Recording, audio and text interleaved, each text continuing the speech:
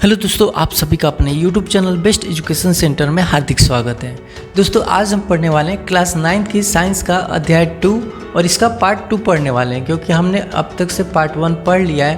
तो आज पार्ट 2 में कुछ इंपॉर्टेंट प्रश्न पढ़ेंगे अध्याय 2 के, जो चैप्टर का नाम है क्या हमारे आसपास के पदार्थ शुद्ध हैं। तो दोस्तों आज का प्रश्न हमारा होगा कि धातु और अधातु में क्या अंतर है। ठीक है, ये पहला प्रश्न होगा। दूसरा प्रश्न है कि भौतिक परिवर्तन और रासायनिक परिवर्तन में क्या अंतर है। तीसरा प्रश्न हम पढ़ेंगे उपधातु किसे कहते हैं। चौथा प्रश्न मिश्र धातु किसे कहते हैं। पांचवा प्रश्न होगा वास्तविक विलयन या विलयन के गुण लिखें। छठा प्रश्न हम पढ़ेंगे कोलाइडल विलयन के गुण लिखे। सातवां निलंबन विलयन के गुण लिखे। ठीक है, इन तीनों को कंबाइन करके आपका इंपॉर्टेंट प्रश्न बन जाता है। अंतर लिखने के लिए आता है कि वास्तविक विलयन, कोलाइडल और निलंबन में क्या अंतर है ना। या ये मिश्र धातु भी इंपॉर्टेंट है, उपधातु भी इंपॉर्टेंट है। ठीक है, इसके अलावा टिंडल प्रभाव किसे कहते हैं, ये हम 8वां प्रश्न पढ़ने वाले हैं, तो ये भी इंपॉर्टेंट है। ठीक है, कभी कभार भौतिक परिवर्तन, रासायनिक परिवर्तन भी आ जाता है। ठीक है, और धातु और अधातु में से ऑब्जेक्टिव प्रश्न बनते हैं। तो ये सारे के सारे जितने भी प्रश्न हैं दोस्तों काफ़ी इंपॉर्टेंट है। तो हम 1 बाय 1 इन प्रश्नों के आंसर करेंगे पहले प्रश्न से। तो दोस्तों आज का हमारा पहला प्रश्न है कि धातु और अधातु में क्या अंतर है। तो जब ये प्रश्न आता है तो आप इसके आंसर लिखोगे। देखो सबसे पहले मैं आपको बता दूं कि तत्व जो है, पिछले वीडियो में वैसे मैं बता चुका हूँ कि तत्व को 3 पार्ट में बांटा गया है, धातु, अधातु और उपधातु। ठीक है, तो अभी फिलहाल में हम धातु और अधातु में अंतर पढ़ रहे हैं। सामान्यतः धातुएं जो होती है विद्युत और ऊष्मा की सुचालक होती है, यानी इनके द्वारा हम विद्युत ऊर्जा को प्रवाहित कर सकते हैं। जैसे लोहा हो गया, सोना हो गया, एल्युमिनियम हो गया, कॉपर हो गया, इन सब से हम विद्युत धारा प्रवाहित कर सकते हैं। तो ये सामान्यतः विद्युत और ऊष्मा की सुचालक होती हैं। एक अपवाद है, अपवाद का मतलब कि एक एक्सेप्शन है, ऐसा है जो कि विद्युत और ऊष्मा की सुचालक नहीं होती। ठीक है, सीसा और मरकरी ये धातु होते हुए भी विद्युत और ऊष्मा की सुचालक नहीं होते।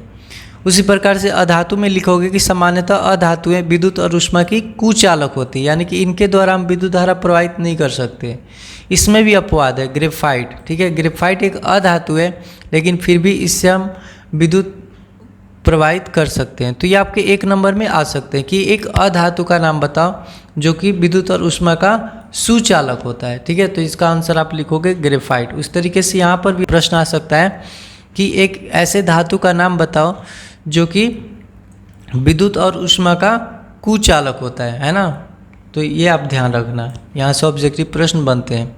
दूसरा आप अंतर लिखोगे धातुएं चमकदार होती हैं, यानी कि इनमें जो है चमक होती है। आप देखते हो ना, एल्युमिनियम, कॉपर, लोहा, सोना, चांदी, ये सब क्या है, चमकदार होती हैं ना, जबकि अधातुएं चमकदार नहीं होती। इसमें भी अपवाद है आयोडीन। आयोडीन एक अधातु है, लेकिन फिर भी वो चमकती हैं। ठीक है, चमकदार होती हैं।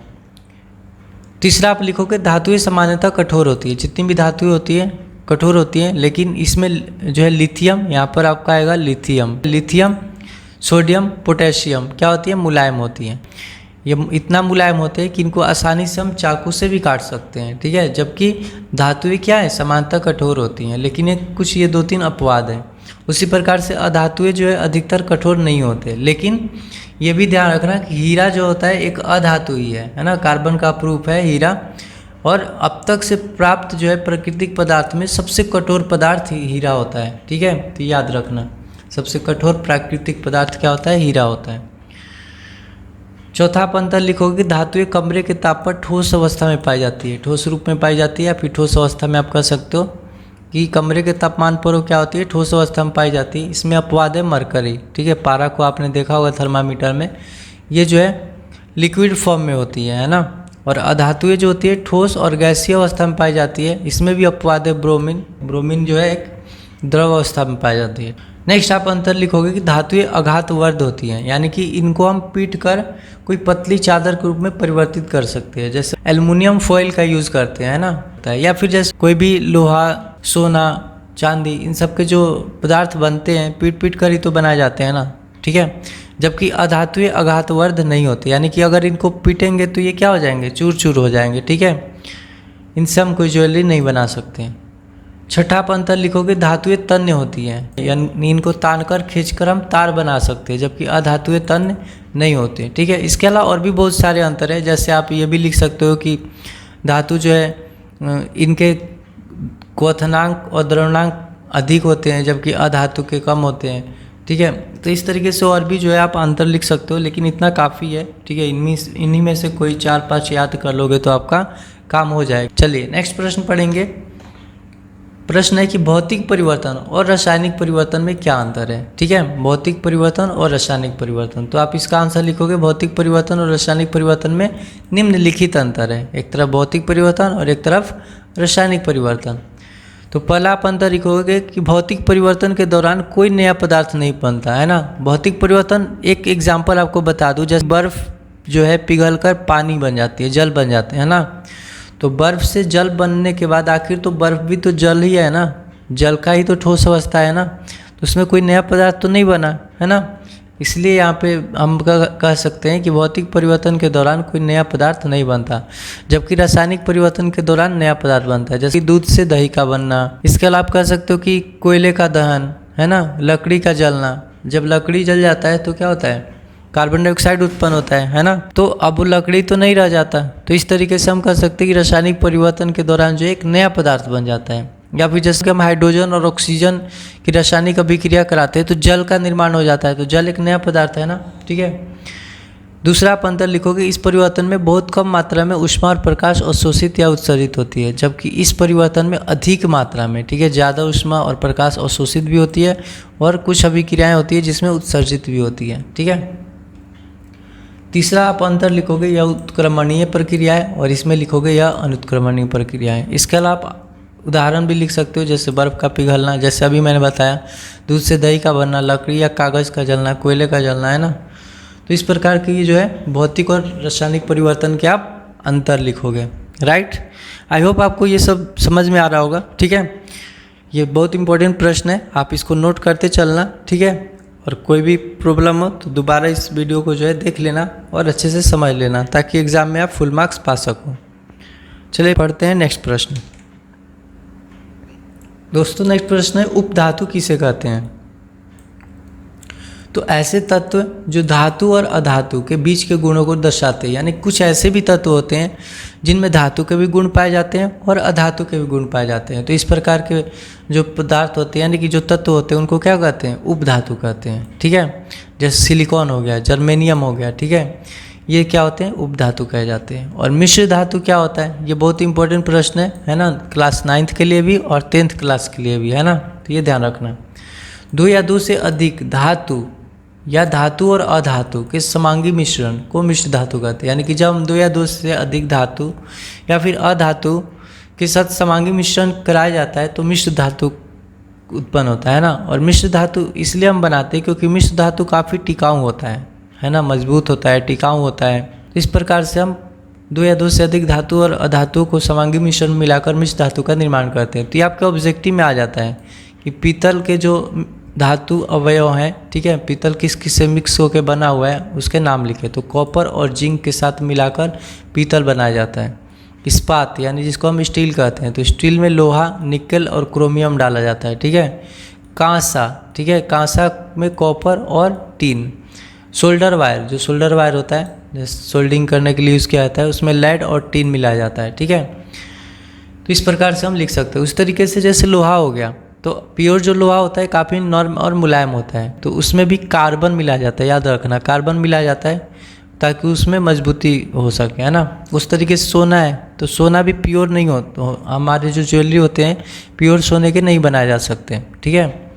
जैसे सोना होता है ना 18, 20, 22, 24, तो प्योर जो सोना होता है 24 कैरेट का होता है, तो प्योर सोना का हम ज्वेलरी नहीं बना सकते। तो उसमें कुछ ना कुछ जो है मिक्स किया जाता है, किया जाता है, क्योंकि अगर हम प्योर सोने का अगर ज्वेलरी बनाएंगे, गहने बनाएंगे, तो क्या होगा, टूट जाएगा, ठीक है, जल्दी टूट जाएगा, ख़राब हो जाएगा, ठीक है। इसलिए हम मिश्र धातु जो है दो या दो से अधिक धातु या धातु को मिलाकर निर्माण करते हैं, ठीक है। तो ये समझ में आ गया है ना। चलिए पढ़ते हैं नेक्स्ट प्रश्न। दोस्तों नेक्स्ट प्रश्न है जो कि इम्पोर्टेंट प्रश्न है, वास्तविक विलयन या फिर सिर्फ विलयन भी आ जाएगा के गुण लिखें। तो दोस्तों वास्तविक विलयन क्या होता है, वास्तविक विलयन एक समांगी मिश्रण होता है।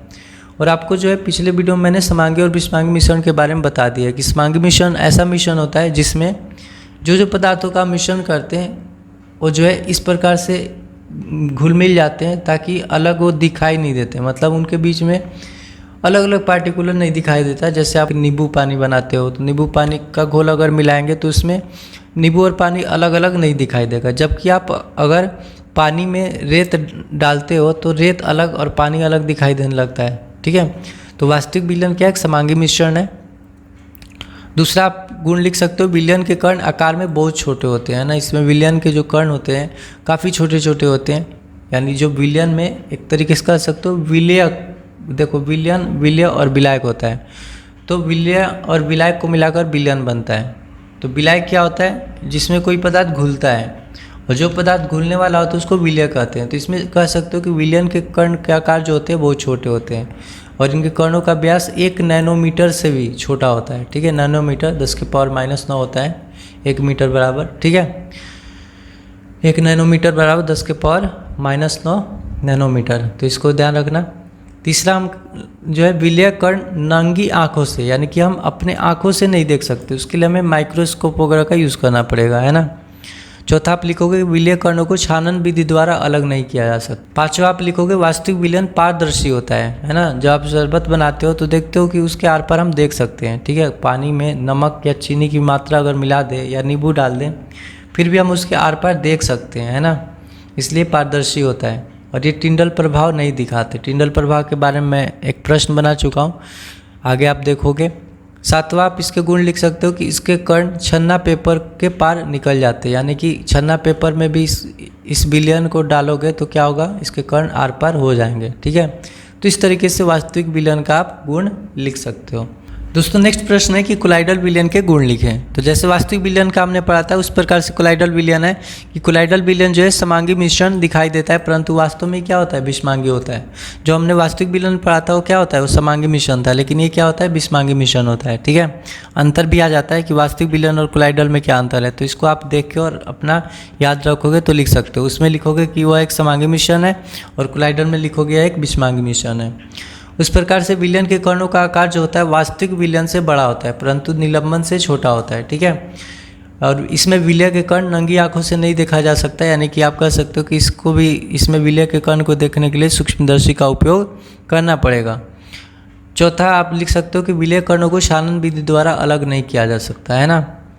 पांचवा लिखो कोलाइडल विलयन अपारदर्शी होता है, यानी इसमें आर पार हम नहीं देख सकते। छठा लिखोगे इस विलयन में टिंडल प्रभाव दिखाई देता है ना, इसमें टिंडल प्रभाव हम देख सकते हैं।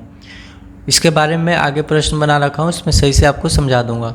सातवां पॉइंट लिखोगे इसके कण छन्ना पेपर को पार पूर्णतः नहीं निकाल पाते, यानी कुछ जो है वो छन जाता है, ऊपर रह जाता है, और कुछ जो है पार भी हो जाते हैं। इसके आप एग्जाम्पल लिख सकते हो, जैसे दूध हो गया, रक्त हो गया, स्याही हो गया, साबुन का घोल हो गया, ये सब क्या है, कोलाइडल विलयन है, ठीक है। तो कोलाइडल विलयन में ये जो है गुण पाए जाते हैं। अब पढ़ते हैं नेक्स्ट प्रश्न। नेक्स्ट प्रश्न है निलंबन विलयन के गुण लिखें। तो दोस्तों निलंबन विलयन के क्या गुण है कि यह विलयन विषमांगी होता है, ठीक है। जिस तरीके से कोलाइडल विषमांगी है उस तरीके से ये निलंबन विलयन भी क्या होता है, विषमांगी होता है। इसमें विलयन के कणों का आकार बड़ा होता है, यानी कि वास्तविक विलयन और कोलाइडल से भी इसमें बड़ा होता है, ठीक है। इसके विलय कण जो है नंगी आंखों से देखे जा सकते हैं। जैसे पानी में रेत का मिश्रण है तो रेत को आप देख सकते हो ना। उसके बाद चौथा आप लिखोगे विलय कणों को छानन विधि द्वारा अलग किया जा सकता है। पांचवा लिखोगे निलंबन विलयन जो है पारभासी होता है, यानी कि कुछ कुछ जो है आर पार नजर आते हैं, है ना। छठा आप लिखोगे इस विलयन में टिंडल प्रभाव दिखाई भी देता है और ना भी, यानी कि इसमें टिंडल प्रभाव दिखाई भी दे सकता है, और कुछ कुछ ऐसे विलयन होते हैं निलंबन विलयन जिसमें नहीं भी दिखाई देते हैं। सातवां आप लिखोगे इसके कण छन्ना पेपर को पार नहीं निकल पाते, है ना। पानी और रेत का मिश्रण है, अगर हम छन्ने पेपर में डालेंगे इस मिश्रण को तो जाहिर सी बात है रेत क्या होगा, ऊपर ही रह जाएगा, है ना, तो ये पार नहीं कर पाएगा। आप इसको एग्जाम्पल में लिख सकते हो रेत और जल का मिश्रण, या फिर तेल तथा पानी का मिश्रण। तो इस प्रकार से विलयन, कोलाइडल और निलंबन, ठीक है, वास्तविक विलयन, कोलाइडल और निलंबन विलयन के बारे में आपने पढ़ा। इसके अंतर भी आते हैं, ठीक है, कभी कभी एग्जाम में तीनों के अंतर आ जाएंगे, है ना, कि वास्तविक विलयन, कोलाइडल और निलंबन में क्या अंतर है, या फिर आ जाए कोलाइडल और निलंबन में क्या अंतर है, या फिर वास्तविक और कोलाइडल में क्या अंतर है। तो इस प्रकार से कॉम्बिनेशन से जो है आपके अंतर इसमें पूछे जा सकते हैं। तो अगर तीनों के गुण आप याद रखोगे तो अच्छे से आप इसके आंसर कर पाओगे। चलिए अब पढ़ते हैं नेक्स्ट प्रश्न। दोस्तों नेक्स्ट प्रश्न है जिसके बारे में जिक्र कर रहा था, टिंडल प्रभाव, ठीक ठीक है, टिंडल प्रभाव क्या होता है? तो जब प्रकाश किसी कोलाइडी माध्यम से होकर गुजरता है तो प्रकाश का प्रकीर्णन होता है तथा प्रकाश का मार्ग दिखाई देने लगता है। ठीक है, तो प्रकाश की इस घटना को टिंडल प्रभाव कहते हैं। जैसे आप ये फिगर में देख सकते हो, ये फिगर में देख रहे हो ना, घने जंगल में जब सूर्य की प्रकाश पड़ती है तो इसके जो वृक्ष के पत्ते हैं इसके बीचों बीच जब पार करता है तो देखो ये प्रकाश की जो है, ठीक है, यहाँ पर मार्ग दिखाई देने लगता है और साथ ही जो भूमि होता है उसमें हरे हरे ज़मीन जो है आच्छादित होता है। आप देख सकते हो यहाँ पर बिल्कुल हरा हरा दिख रहा है ना। या फिर आपको एक और एग्जांपल दे दूँ, जैसे अंधेरे कमरे में एक छिद्र अगर हो, ठीक है, दीवार में, और उस रोशनी जा रही हो तो आप उस रोशनी को, उस छिद्र से उस रोशनी को देखोगे, पतली सी जो है किरण रेखा दिखाई देती है ना। तो इन्हीं सब को हम क्या कहते हैं? टिंडल प्रभाव कहते हैं। ठीक है, तो दोस्तों आज के लिए इतना ही। आई होप आपको ये वीडियो पसंद आई होगी।